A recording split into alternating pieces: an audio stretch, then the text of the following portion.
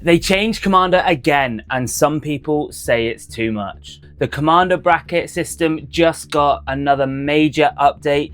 I asked for your opinions on Reddit and got over 50 replies from across the community, so we're going to mix with the official updates what players actually are saying. I'm breaking down exactly what changed, how it's reshaping how we build and play, and the one detail that could quietly redefine what casual really means. I'm James, better known as MTG Versus, and I've been testing this system since day one.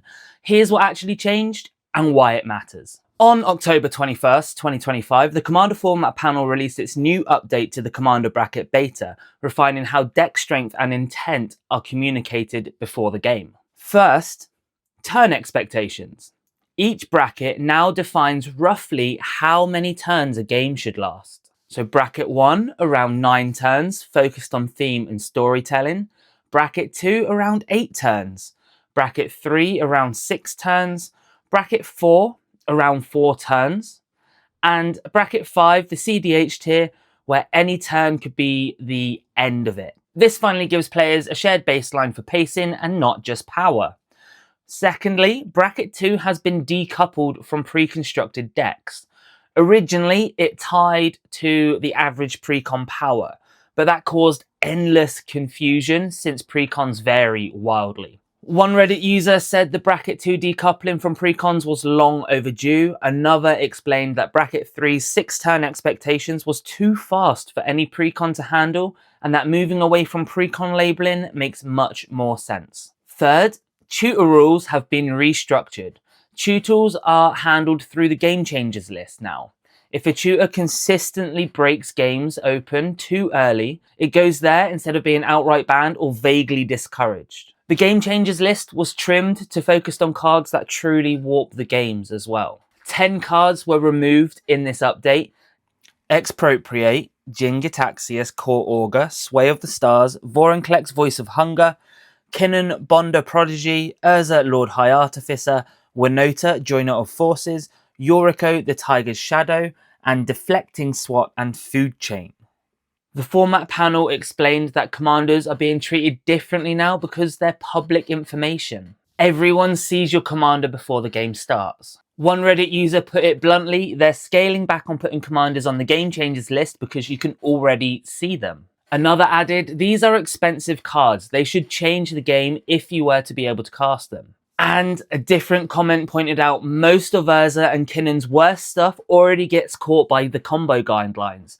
But where does Winota or Yuriko fall before showcasing their plan? Does that just mean you're letting them win? It seems to be a popular opinion on Reddit that this makes sense. Players already know what to expect when they see those commanders in a pod. So how does it actually feel to play under these new brackets? One Reddit user said, our group now asks which bracket before we even shuffle, which is fantastic.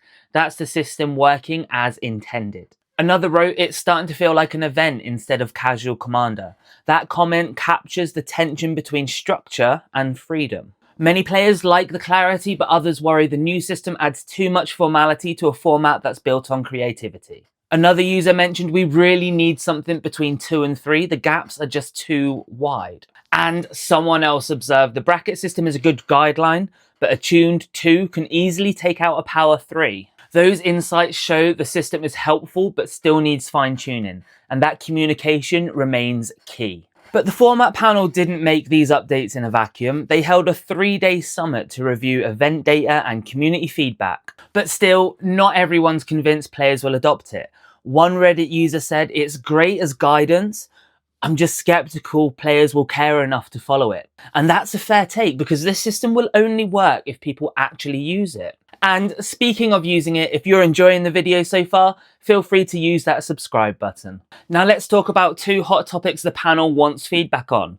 First is Rhystic Study. Should it stay on the game changers list or finally be banned? One Reddit commenter said, I don't think Rhystic Study needs a ban. It's part of the format's identity. And I agree, it's strong, but the problem isn't the card, it's that nobody really pays the one. Pay your taxes. Secondly is hybrid mana. Commander is the only format where hybrid symbols are treated as an and, not or. That means that green-white hybrid cards can only go in decks that's both of those colours. It does seem to be a popular opinion on Reddit that Commander should match other formats and let hybrid cards count as either colour.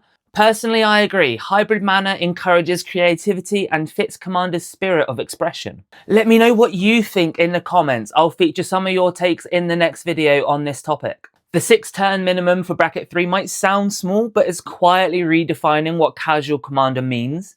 If your deck wins before turn 6, you're probably playing above that bracket's intent, and that's fine if your pod agrees. The panel plans to revisit this system in early 2026, so your feedback now could shape what comes next.